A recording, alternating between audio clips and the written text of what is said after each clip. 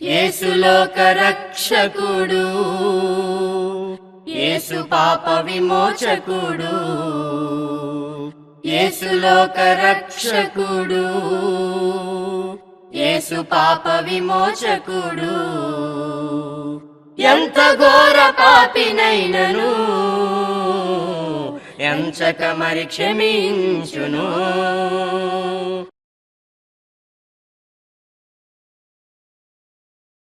ప్రభునందు ప్రియమైనటువంటి ప్రియ సోదరి సహోదరులకు రక్షకుడైనటువంటి యేసుక్రీస్తు వారి నామములో నా వందనములు తెలియజేస్తున్నాను. ప్రభునందు ప్రియులారా, ఆత్మీయ జీవితమైనటువంటి టీవీ పరిచర్య ద్వారా మీతో దేవుని గురించినటువంటి మాటలు అందించడానికి దేవుడు నాకు అనుగ్రహిస్తున్నటువంటి సమయాన్ని బట్టి నేను దేవునికి ముందుగా కృతజ్ఞతలు స్తోత్రాలు చెల్లిస్తూ ఉన్నాను. ప్రభునందు ప్రియులారా, ఈ కార్యక్రమాలు మీ ఆత్మీయ ఎదుగుదల కొరకు సహకారంగా ఉంటున్నాయని మేము నమ్ముచూ ఉన్నాం. ఈ ప్రత్యేక సమయంలో దేవుని యొక్క వాక్యం నుండి కొన్ని విషయాలు మనం ఆలోచన చేద్దాం. ప్రభునందు ప్రియులారా, మనము ఒకప్పుడు అన్యులము, దేవుని ఎరగినటువంటి వారము, దేవునికి దూరస్తులము.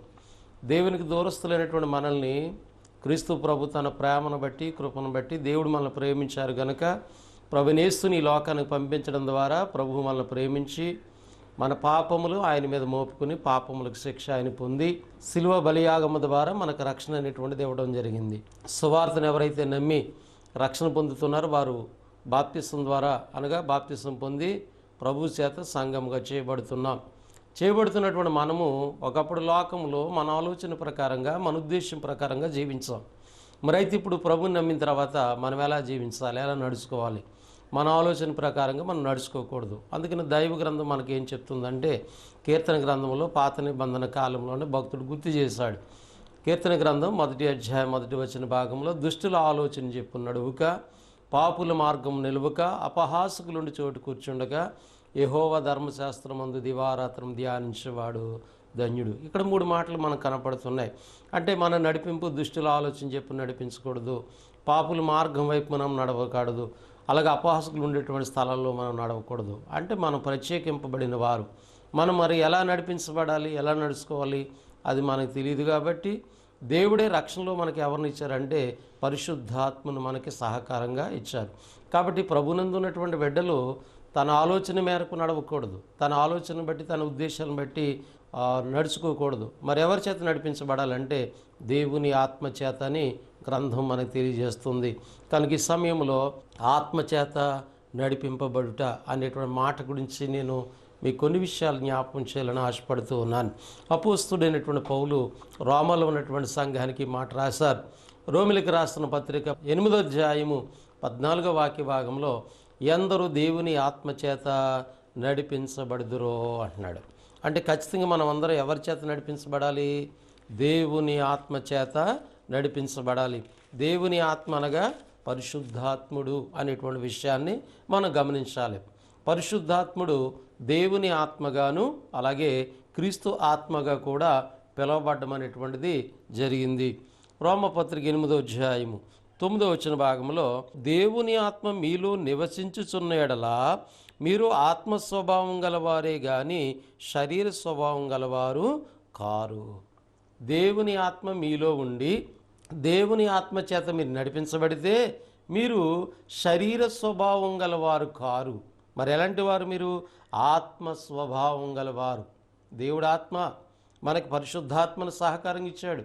కాబట్టి మన నడిపింపు ఆత్మ ద్వారా నడిపించబడితే మనం ఖచ్చితంగా ఆత్మ సంబంధులుగానే నడిపించబడతాం, శరీర సంబంధులుగా నడిపించబడ్డాం. కానీ నేటి దినాల్లో క్రైస్తవులు అని చెప్పుకుంటూ మనం ఎలా నడిపించబడుతున్నామంటే లోకస్తుల వల్లే నడిపించబడుతున్నాం, అంటే శరీర సంబంధుల వల్లే నడిపించబడుతున్నాం. కానీ మనం శరీరంలోనే ఉంటాం. కానీ మన ఆలోచన, మన ఉద్దేశాలు ఆత్మ నడిపింపు ద్వారా జరిగించబడాలి. కనుక ప్రభునందు ప్రియులారా, ఇక్కడ అపోస్తలుడైన పౌలు అంటున్నాడు, దేవుని ఆత్మ మీలో నివసించుచున్న యెడల మీరు ఆత్మస్వభావం గలవారే గాని శరీర స్వభావం గలవారు కారు. ఎవడైనను క్రీస్తు ఆత్మ లేనివాడైతే వాడైన వాడు కాడు. కాబట్టి ఇప్పుడు దేవుని సంబంధులు ఎవరు? ఆత్మచేత నడిపించబడేవారు. మరి ఆత్మచేత ఎట్లా నడిపించబడుతున్నారు? ఇదిగో ఆత్మ స్వభావం కలిగినటువంటి వారుగా నడిపించబడుతున్నారు. దేవుని ఆత్మ లేదా క్రీస్తు ఆత్మని ఇక్కడ పిలువబడుతున్నట్టుగా మనము పరిశుద్ధాత్మను గురించి చూస్తూ ఉన్నాం. కనుక ప్రభునందు ప్రియులారా, దేవుడు చేసినటువంటి ప్రతి ఆలోచనలో, ప్రతి కార్యక్రమంలో పరిశుద్ధాత్మని యొక్క కార్యక్రమాలు మనకు కనపడుతూ ఉంటాయి. కాబట్టి కొన్ని ఉదాహరణలు ముందుగా మనం ఆలోచన చేద్దాం.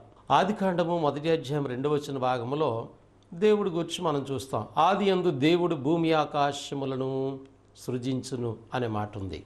అక్కడ భూమి నిరాకారంగా ఉంది.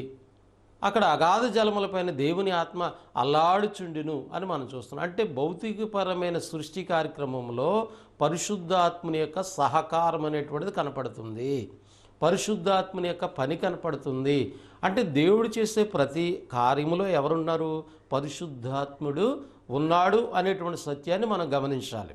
రెండవదిగా మనము ఆలోచన చేసినట్లయితే నేల మట్టితో నరుని దేవుడు చేశాడు అనేటువంటి విషయాన్ని చూస్తాం. అంటే సృష్టిలో పరిశుద్ధాత్మని యొక్క కార్యక్రమం చూస్తూ ఉన్నాము.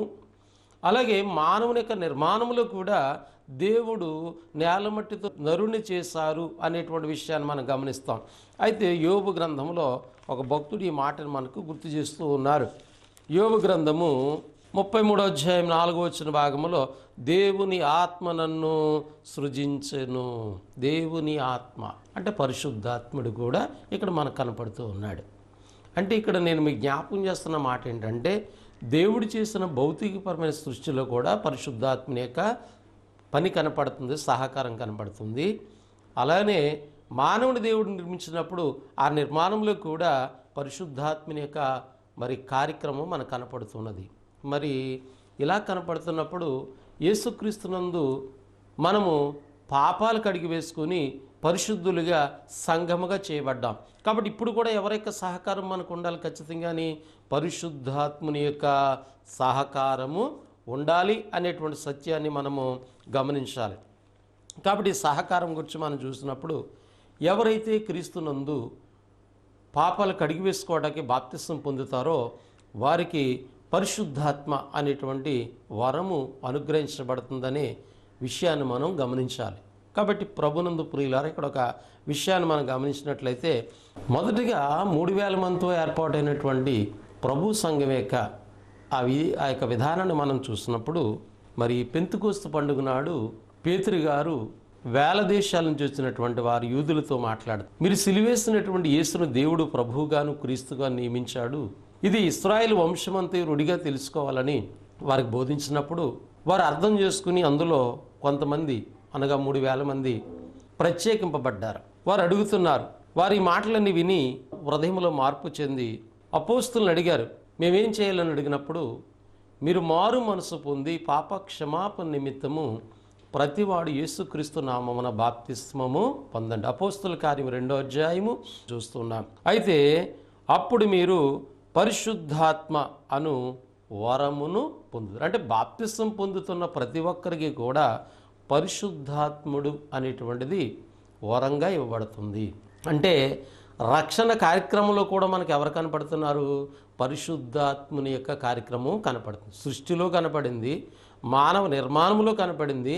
మానవుడు అవిధేయతను బట్టి, పాపమును బట్టి దేవునికి దూరస్తుడైపోతే క్రీస్తు ప్రభుని ఈ లోకానికి పంపించి ప్రభు యొక్క రక్తధారల చేత మానవ పాపములకు విమోచన దేవుడు అనుగ్రహించి క్రీస్తు ప్రభు యొక్క ఆ సువార్తకి ఎవరైతే లోబడి బాప్తిసం పొందుతున్నారో వారికి మరలా పరిశుద్ధాత్మ అనేటువంటి వరంగా దేవుడు ఇవ్వబడుతున్నాడు. అంటే పరిశుద్ధాత్ముడు లేకుండగా దేవుడు చేసే ఏ కార్యక్రమంలో కూడా ఆయన లేకుండా కార్యక్రమాలు ఉండవు. కాబట్టి నీవు దేవుని యొక్క కుమారుడుగా, కుమార్తెడుగా నీవు నేను నడిపించబడాలంటే ఖచ్చితంగా నీ ఆలోచన నా ఆలోచన చేత నడిపించబడకూడదు, పరిశుద్ధాత్మని చేత నడిపించబడాలి. కాబట్టి పరిశుద్ధాత్మ చేత నడిపించబడడం అంటే లోకము వేరు వేరు అర్థాలు తీసుకొచ్చింది, వేరు వేరు ఆలోచన తీసుకొచ్చింది. పరిశుద్ధాత్మ అనేటువంటిది దేవుని వాక్యాన్ని మనకు అందించింది. కాబట్టి వాక్య ప్రకారంగా నువ్వు నడిపించబడితే నువ్వు పరిశుద్ధాత్మ చేత నడిపించబడుతున్నావు అని అర్థం. వాక్యమునకు వ్యతిరేకంగా నడిపించబడితే, కాబట్టి ఇక్కడ ఈ 3000 మంది యొక్క చరిత్రను మనం చూస్తే వాళ్ళు ఏమన్నారు? సువార్త విన్నారు, వాక్యం విన్నారు. పేతురు అపోస్తులు చెప్పినటువంటి ఆ యొక్క వాక్యాన్ని వాళ్ళు విని ఆ వాక్యం వాళ్ళ హృదయంలో పొడవబడి వాళ్ళు మార్పు చెందారు. అప్పుడు పరిశుద్ధాత్మ అనేటువంటి వరాన్ని మీరు పొందుకుంటున్నారు. అంటే ఇక మీదట మిమ్మల్ని నడిపించేవాడు ఎవరు? పరిశుద్ధాత్ముడు. అంతవరకు మిమ్మల్ని నడిపించిన వాళ్ళు ఎవరు? సమాజము, మీ బంధువులు, లేదు మీ కులస్తులు, రకరకాల మీ దేశస్తులు వాళ్ళ ఆలోచన ప్రకారం నడిపించారు. ఇక మీదట నువ్వు నడిపించబడేది పరిశుద్ధాత్మ చేత. నడిపించబడితే నువ్వు దేవుని కుమారుడు, కుమార్తెవి. దేవుని ద్వారా వచ్చేటువంటి ప్రతి ఆశీర్వాదమునకు నువ్వు వారసుడు అవుతావు. కాబట్టి ప్రభునందు ప్రియులారా, పరిశుద్ధాత్ముడి యొక్క నడిపింపు చాలా అవసరం క్రైస్తవ జీవితంలో. మరి పరిశుద్ధాత్ముడు మనల్ని ఎలా నడిపిస్తాడు? ఈ ఆలోచన మనం కలిగి ఉండాలి. పరిశుద్ధాత్ముడు దేవునికి వ్యతిరేకమైనటువంటి మార్గాల్లో, దేవునికి వ్యతిరేకమైన ఉద్దేశాలు నడిపిస్తాడా? ఈనాడు దేవుణ్ణి నమ్మినటువంటి, దేవుని వెంబడిస్తున్నటువంటి, లేదా దేవుని గురించి ప్రకటిస్తున్నటువంటి అనేక మంది సేవకులు కావచ్చు, విశ్వాసులు కావచ్చు, వారు దేవుని ఆత్మచేత నడిపించబడుతున్నారో లేదో వారు పరిశీలన చేసుకోవట్లేదు. దేవుని ఆత్మచేత నువ్వు నడిపించబడితే నువ్వు చెడు కార్యాల వైపు వెళ్ళవు, చెడు ఆలోచన చెప్పు నువ్వు వెళ్ళవు. దేవుని నమ్మినటువంటి పిల్లలను ఒకరినొకరు ద్వేషించుకోరు, ఒకరినొకరు భక్షించుకోరు. కానీ లోకంలో ఏం జరుగుతుందండి? ఆలోచన చేయండి. అంటే ఆత్మ నడిపింపలేదు. పరిశుద్ధాత్ముడు కాదు మిమ్మల్ని నడిపించేవాడు, దుష్టాత్మ. పరిశుద్ధాత్మను నడిపిస్తే సమాధానం ఉంటుంది, పరిశుద్ధాత్మ నడిపిస్తే నెమ్మది ఉంటుంది, పరిశుద్ధాత్మ నడిపిస్తే దేవుని కార్యాల వైపు తన ప్రజలు నడిపించబడతారు. కనుక ఇక్కడ అపోస్తలుల కార్యం 2:38లో పరిశుద్ధాత్మను మీరు కలిగి ఉంటారు అని చెప్పడం జరిగింది. వారు 3,000 మంది బాప్తిసం పొంది ప్రభు చేత సంఘముగా చేయబడ్డారు. ఆత్మ ఏం చేస్తుందంటే వారి యొక్క స్వభావాలను మార్చేసింది. పరిశుద్ధాత్ముడు ఏం చేశాడు? వాళ్ళు స్వభావాలను మార్చారు. మీరు దేవుని ఆత్మ కలిగి ఉంటే మీరు ఆత్మ స్వభావం గలవారే, శరీర స్వభావం కాదు. శరీరం ఏం చేస్తుందంటే దేవునికి వ్యతిరేకంగా నడిపిస్తుందండి. ప్రభునందు ప్రియులరా, నీవు శరీర సంబంధంగా ఉన్నావంటే ఆత్మచేత నడిపించబట్టలేదు అనేటువంటి భావాన్ని మనం గమనించాలి. అపోస్తుడైనటువంటి పౌలు గారు గలితీలో ఉన్న సంఘానికి మాట చెప్పారు. 5వ అధ్యాయము 16వ వచన భాగం చూసినట్లయితే, నేను చెప్పినదేమనగా ఆత్మానుసారముగా నడుచుకునుడి, అప్పుడు మీరు శరీరేచ్ఛలు నెరవేర్చరు. శరీరము ఆత్మకును, ఆత్మ శరీరమునకు విరోధముగా అపేక్షించును. ఇవి ఒకదానికి ఒకటి వ్యతిరేకముగా ఉన్నవి గనుక మీరేమి నిశ్చయింతురో వాటిని చెయ్యకుందురు. ప్రభునందు ప్రియులారా, ఆత్మచేత మాత్రమే దేవుని పిల్లలైనటువంటి వారు నడిపించబడాలి. అప్పుడు వారు ఆత్మీయంగా ఆత్మ స్వభావాలు మారతాయి. పరిశుద్ధాత్ముడు చేసేటువంటి ప్రాముఖ్యమైన కార్యక్రమం ఏంటంటే నీ స్వభావాన్ని మార్చేస్తాడు. తీతుకు రాసినటువంటి పత్రిక 3వ అధ్యాయం 5వ వచన భాగంలో, మనము నీతిని అనుసరించి చేసిన క్రియల మూలముగా కాక తన కనికరము చెప్పున పునర్జన్మ సంబంధమైన స్నానము ద్వారాను పరిశుద్ధాత్మ మనకు నూతన స్వభావం కలుగుజేయట ద్వారాను మనలను రక్షించును. పరిశుద్ధాత్మ మనకి నూతన స్వభావం. ఒకప్పుడు మన స్వభావాలు వేరు, మన ఆలోచనలు వేరు, మన ఉద్దేశాలు వేరు. కాబట్టి ఇట్టి స్వభావాలన్నీ కూడా మారిపోతాయి. ఆత్మ స్వభావం కలిగిన వారికి ఉంటాం. కాబట్టి ఆత్మచేత నడిపించబడ్డం అనగా పరిశుద్ధాత్మ చేత నడిపించబడ్డం క్రైస్తవ జీవితంలో చాలా ప్రాముఖ్యమైనటువంటి మాటగా నేను మీకు జ్ఞాపకం చేస్తున్నాను. కాబట్టి పరిశుద్ధాత్మను గూర్చినటువంటి వాగ్దానం మనకు చేయబడింది. అది బాప్తిసం ద్వారా మనం కలిగి ఉంటున్నాం, పొందుకుంటున్నాం. పొందుకున్నటువంటి మనల్ని ఆయన తన ఆత్మ చేత నడిపిస్తాడు. ఇంకా పరిశుద్ధాత్మ గురించి మనం ఆలోచన చేస్తున్నప్పుడు పరిశుద్ధాత్ముడు నమ్మినటువంటి బిడ్డలకు సంబంధించిన కార్యక్రమం కానీ నమ్మనటువంటి వారికి కాదండి. ఈనాడు మరి బయట అనేకమైనటువంటి ఆలోచనలు, దేవునికి వ్యతిరేకమైనటువంటి కార్యక్రమాలు లోకంలో జరుగుతున్నాయి క్రైస్తవ్యం పేరట. అసలు పరిశుద్ధాత్ముడు రక్షణ పొందిన బిడ్డలకు సంబంధించిన కార్యక్రమం. ఆయన వారి యొక్క హృదయంలో ఉంటాడు, వారిని నడిపిస్తూ ఉంటాడు. కానీ ఇక్కడ లోకం ఏం చేస్తుందంటే ఆయన వచ్చాడని వెళ్ళాడని గంతులు వేస్తూ చాలా అల్లరి చేస్తున్నారు లోకంలో. యోహాను సువార్త 14వ అధ్యాయము 17వ వచన భాగంలో 16 కూడా చదువుతున్నానండి. నేను తండ్రిని వేడుకుందును, మీ వద్ద ఎల్లప్పుడూ ఉండుటకై ఆయన వేరొక ఆదరణకర్తను అనగా సత్యస్వరూపియగు ఆత్మను మీకు అనుగ్రహించును. ప్రభువైన యేసుక్రీస్తు వారు భూమి మీద మానవుడుకున్నటువంటి దినాల్లో పరిశుద్ధాత్మను గురించి అపోస్తులకు చెప్తూ ఉన్నాడు. నేను తండ్రిని వేడుకుంటాను, ఆయన ఒక ఆదరణకర్తను పంపిస్తాడు, నేను కాదు వేరొక ఆదరణకర్తను పంపిస్తాడు, ఆత్మ మిమ్మల్ని నడిపిస్తాడు అని చెప్తూ ఇంకా ఏం చెప్తున్నాడంటే 17 వచ్చిన భాగంలో లోకము ఆయనను చూడదు. పరిశుద్ధాత్మను చూసే అవకాశం ఎవరికి లేదు? లోకమునకు లేదు. ఆయనను ఎరుగుదు. పరిశుద్ధాత్మ లోకస్తులకి తెలియదు గనుక ఆయన్ను పొందనేరదు. అంటే లోకానికి పరిశుద్ధాత్ముడు అనుగ్రహించబడ్డు. మరెవరికి? రక్షణ పొందిన వారికి మాత్రమే, దేవుని పిల్లలకు మాత్రమే. అందుకే అంటున్నాడు, మీరు ఆయన ఎరుగుదురు, ఆయన మీతో కూడా నివసించును, మీలోనే ఉండును, మీ హృదయంలో ఉంటాడు. ఆయన గంతులు వేయడు, మీ హృదయంలో ఉండి నీ హృదయం అనేటువంటి సింహాసనాన్ని పరిపాలిస్తూ ఉంటాడు. తన ఆలోచన చేత నీ హృదయాన్ని నడిపిస్తూ ఉంటాడు. దేవుని ఉద్దేశాలు, ఎందుకంటే పరిశుద్ధాత్మకి దేవునికి ఉద్దేశాలు తెలుసు, దేవునికి ఆలోచన తెలుసు. ఎలా ప్రార్థన చేస్తే దేవుడు వింటాడో, ఎలా నడుచుకుంటే దేవుడు ఇస్తాడో, ఎలాగ దేవుణ్ణి ఆరాధిస్తే దేవుని సంతోషిస్తాడో పరిశుద్ధాత్మకు తెలుసు. కనుక నీ జీవితంలో నువ్వు ఏ కార్యక్రమం చేసినా కూడా దేవుని పిల్లలుగా ఆత్మచేతను చేయాలి. ఆత్మకి వ్యతిరేకంగా ఎక్కడ చేయకూడదు. అలా చేస్తే పరిశుద్ధాత్ముడు నీలో ఆనందించడు, నీలో ఉండడు. కాబట్టి ప్రభునందు ప్రియులారా, ఆత్మచేత మనం నడిపించబడ్డాం. ఒక ప్రాముఖ్యమైన మాటను మీకు జ్ఞాపకం చేయాలని ఆశపడుతున్నాను. పరిశుద్ధాత్ముడు ఎలాంటి వాడు మనకు అర్థం కావాలి.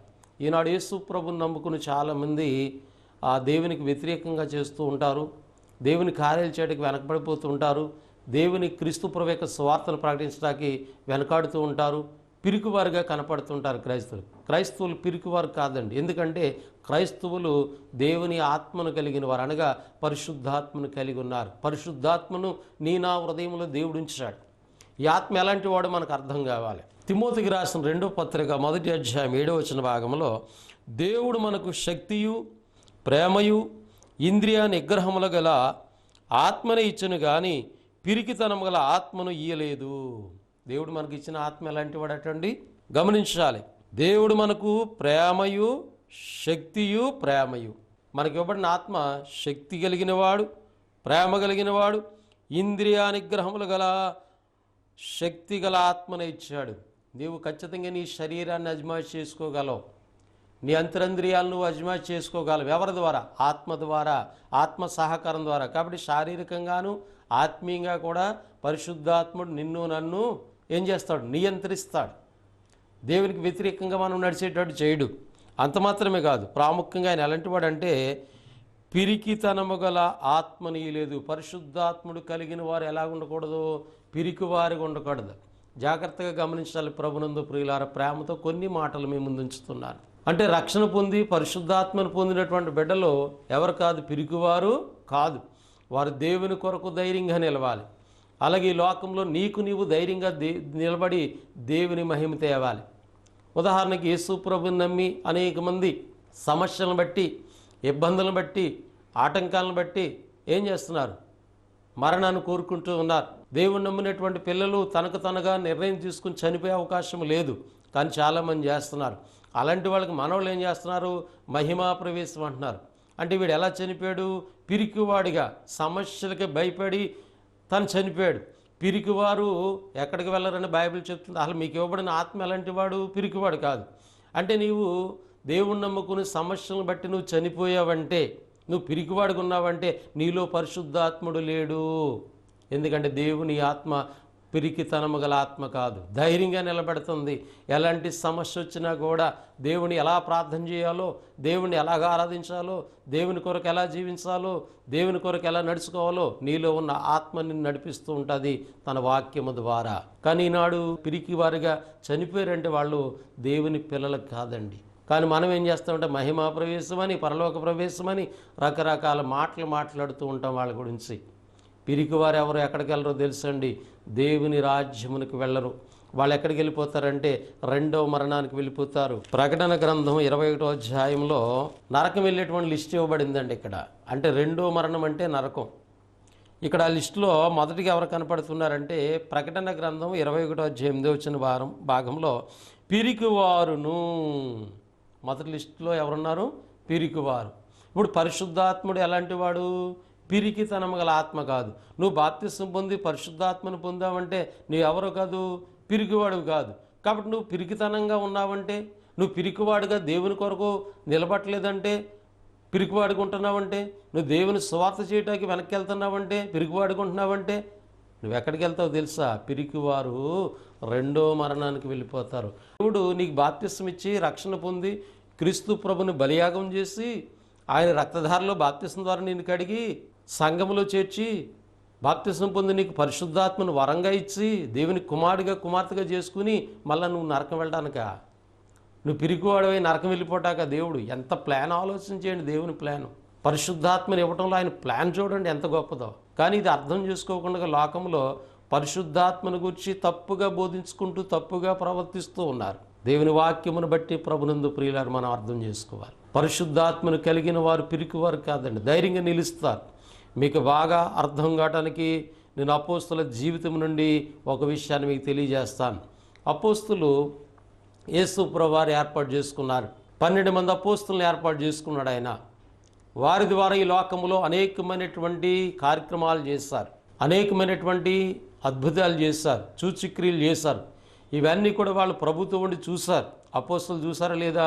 చూశారు. ఒక సందర్భంలో వాళ్ళు సాక్ష్యం ఇస్తారు. మేము కన్న వాటిని విన్న వాటిని చూసి చెప్పకుండా మేము ఉండలేమని మాట్లాడిన సందర్భాలు అపోస్తుల కార్యగ్రంథంలో మనకు కనపడుతుంది. మీకు చాలా స్పష్టంగా అర్థమవడానికి ఒక విషయాన్ని చెప్తున్నాను. పరిశుద్ధాత్మ కలిగిన వారు పిరికివారుగా ఉండరండి. మీకు అపోస్తుల జీవితాన్ని ఉదాహరణగా చెప్తూ ఉన్నాను నేను సమయాన్ని బట్టి.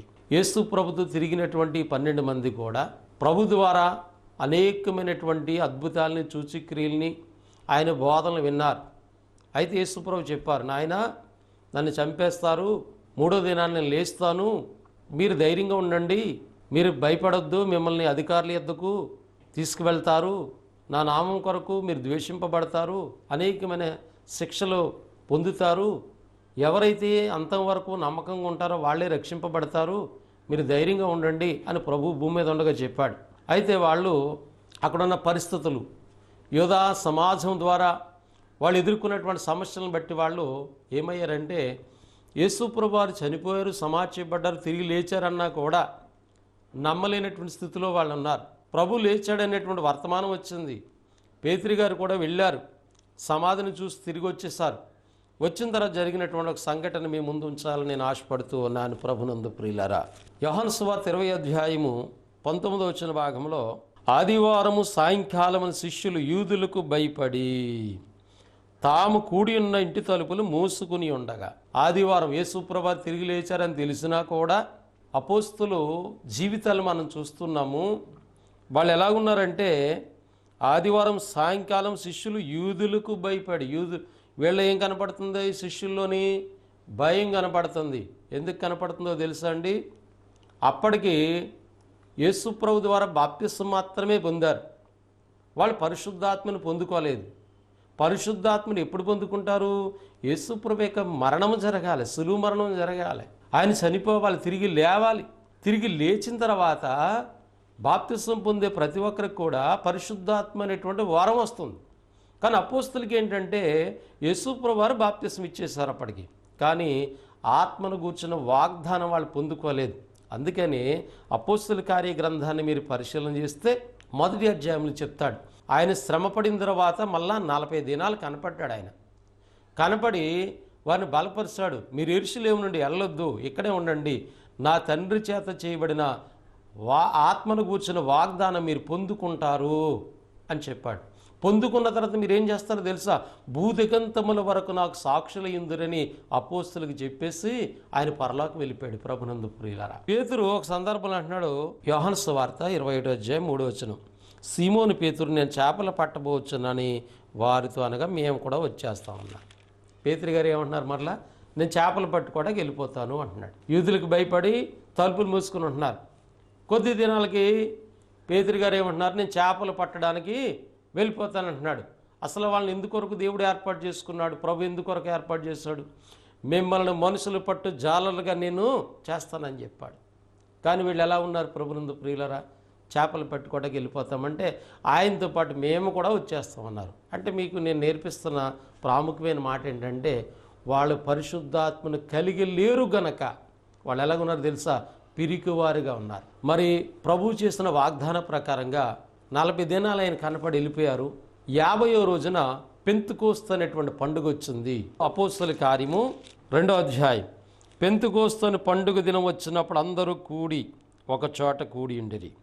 అప్పుడు వేగముగా వీచు బలమైన గాలి వంటి ఒక ధ్వని ఆకాశము నుండి అకస్మాత్తుగా వారు కూడి ఉన్న ఇల్లంతయు నిండెను. మరియు అగ్నిజ్వాలల వంటి నాలుకలు విభాగింపబడినట్టుగా వారికి కనబడి వారిలో ఒక్కొక్కని మీద రాలగా అందరూ పరిశుద్ధాత్మతో నిండిన వారై ఆ వాక్శక్తి వారికి అనుగ్రహించిన కొలది అన్య భాషలతో మాట్లాడిరి. అపోస్తులకి ఏం పొందుకున్నారండి? పరిశుద్ధాత్మతో నిండిన వారై. అంతకుముందు ఆల్రెడీ ప్రభు బాప్తిస్మ ఇచ్చారు వాళ్ళకి. కానీ పరిశుద్ధాత్మ వాగ్దానం ఎప్పుడు వస్తుందంటే ప్రభు మరణం తర్వాత వాళ్ళకి వస్తుంది.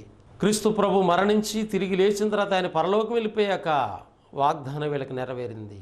మొట్టమొదటికి వాగ్దానం అపోస్తులకు వచ్చిందండి. తరువాత వీళ్ళు సువార్త ప్రకటిస్తే 3000 మంది బాప్తిస్మ పొంది వాళ్ళ వాగ్దానం పొందుకున్నారు. వాళ్ళ వాగ్దానం పొందుకున్నాక ఆత్మ వాళ్ళ స్వభావం మార్చేసింది. వాళ్ళు ఏం చేశారు? వారి చిరసరాస్తులు అమ్మేసి అపోస్తుల పాదాల దగ్గర పెట్టారు. అంటే దేవుని కొరకు కార్యాలు చేయాలంటే నీకు ఆత్మ నడిపింపు కావాలా? ఆత్మ సహకారం లేకుండా నీ ఆలోచన ప్రకారం చేస్తూ నువ్వు దేవుని కొరకు జీవించలేవు, దేవుని కొరకు బ్రతకలేవు. సంఘం అయితే అలా ఉంది. మరి అపోస్తుల జీవితాలు మనం చూద్దాం. వీళ్ళు ఎప్పుడైతే పరిశుద్ధాత్మను పొందుకున్నారో వాళ్ళు మొదటగా సువార్త ప్రసంగం. ఏ యూదులకి భయపడి వాళ్ళు తలుపులు మూసుకుని ఉన్నారో అపోస్తులు ఎప్పుడైతే పరిశుద్ధాత్మ యొక్క సహకారం పొందుకున్నారో, పరిశుద్ధాత్మ చేత నడిపించబడుతున్నారో అదే యూదుల మధ్య మీరు సిలువేసి యేసును చంపేశారు, ఆయన్నే దేవుడు క్రీస్తుగాను ప్రభువుగాను లేపాడని అదే యూదుల మధ్య వాళ్ళ ధైర్యంగా బోధించారు. ప్రభునందు చూడండి, ఆత్మ నడిపింపు ఎలాగుంటుందంటే ధైర్యంగా దేవుని కొరకు నడిపిస్తుంది, దేవుని కార్యాల కొరకు చేపిస్తుంది, దేవుని ఆరాధించేటట్టు చేస్తుంది, దేవుని క్రీస్తు ప్రభు సువార్తను ప్రకటించేటట్టు చేస్తుంది. అపోస్తులు అలా చేశారండి. అంతవేళ ఎవరి చేత నడిపించబడుతున్నారు? ఆత్మ చేత నడిపించబడుతున్నారు. కొన్ని సంఘటనలు మీకు జ్ఞాపకం చేస్తూ ఉన్నాను. అపోస్తుల కార్యం 4వ అధ్యాయం 19వ భాగం. ఇక్కడ సందర్భం ఏంటంటే యేసు నామమును బట్టి ఎంత మాత్రం మీరు మాట్లాడకూడదని వాళ్ళు బోధించారు. అప్పుడు పేతురు ఏమంటున్నాడు చూడండి. అందుకు పేతురు యోహాను వారిని చూసి, దేవుని మాట వినుటి కంటే మీ మాట వినుటి దేవుని దృష్టికి న్యాయమా? మీరే చెప్పుడి, మేము కన్న వాటిని విన్న వాటిని చెప్పకుండలేమని వారికి ఉత్తరం ఇచ్చిరి.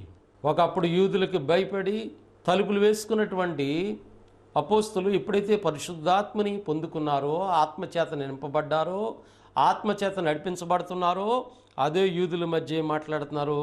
దేవుని మాట వినుటి కంటే మీ మాట వినుటి న్యాయమా? మీరే చెప్పండి. ప్రభునందు ప్రియులారా, ఆత్మచేత నడిపించబడితే దేవుని కొరకు ధైర్యంగా నిలుస్తారు. దేవుడు వారిని బలపరుస్తాడు, దేవుడు వారికి సహాయం చేస్తాడు. ఇక్కడ వాళ్ళు ధైర్యంగా నిలిచిన వారుగా వీరి గురించి మనం చూస్తూ ఉన్నాం. ప్రభునందు ప్రియులారా, కాబట్టి మనం కూడా కొన్ని సందర్భాల్లో మన స్నేహితులు, మన బంధువుల ఆలోచనలు వింటున్నాం, కానీ దేవుడి మాటలు వింటలేదు చాలామంది. నేను చూస్తూ ఉంటాను. స్నేహితులు చెప్పిన మాట వింటారు, బంధువులు చెప్పిన మాట వింటారు, వాళ్ళ మాట ప్రకారంగా చేస్తారు, కానీ ఒక దైవజనుడి మాట ప్రకారంగా చాలామంది చేయరు.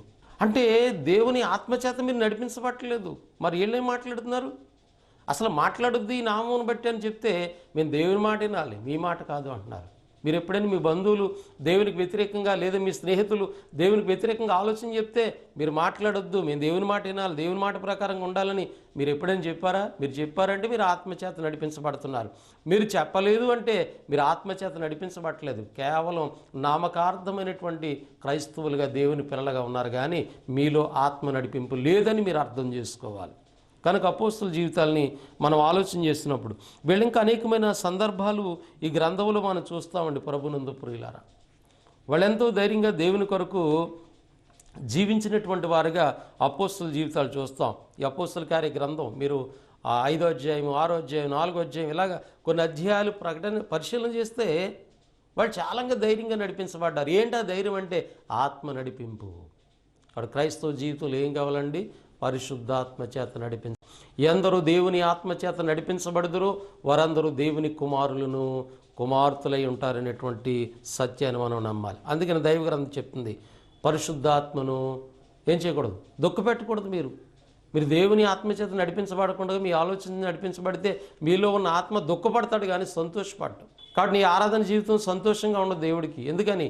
నీలో ఉన్న ఆత్మ సంతోషంగా నడిపించాలి. నేను మీరు ఆలోచన చేయండి. మీ పిల్లలు మీ మాట వింటే మీకు సంతోషం. మీ మాట విన్నప్పుడు మీ పిల్లలు మీరు ఎలాగుంటారు? సంతోషంగా ఉంటారా? అలాగే దేవుని ఆత్మ మీలో ఉండి మన హృదయంలో ఉండి మనల్ని నడిపిస్తున్నాడు.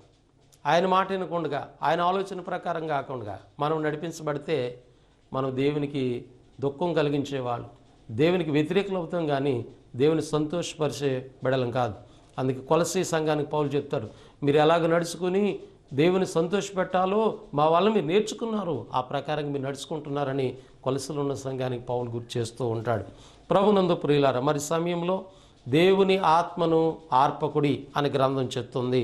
అందుకే ఆత్మ విషయమై దీనులైన వారు ధన్యులు. అంటే పరిశుద్ధాత్మకి మనం దీనత్వం కలిగి ఒప్పుకోవాలి, దీనత్వం కలిగి పరిశుద్ధాత్మ చేత మనం నడిపించబడాలి, వాళ్ళ ధన్యులు. అటువంటి ధన్యులుగా మనం ఉండాలని దేవుని యొక్క ఉద్దేశము. కాబట్టి పరిశుద్ధాత్మ కలిగి ఉన్నామో లేదో మనకు తెలిసిపోద్ది. పౌలు చెప్తున్నాడు, మీరు క్రీస్తు ఆత్మ కలిగి ఉన్నారో లేదో మిమ్మల్ని మీరే పరీక్షించుకోండి, మిమ్మల్ని మీరే శోధించుకోండి అని దేవుని గ్రంథం మనకు జ్ఞాపకం చేస్తుంది. కాబట్టి దేవునికి ఎక్కడైతే వ్యతిరేకంగా మనం ఆలోచిస్తున్నామో, నడిపించబడుతున్నామో, మనం దేవుని ఆత్మచేత నడిపించబట్టలేదని అర్థం.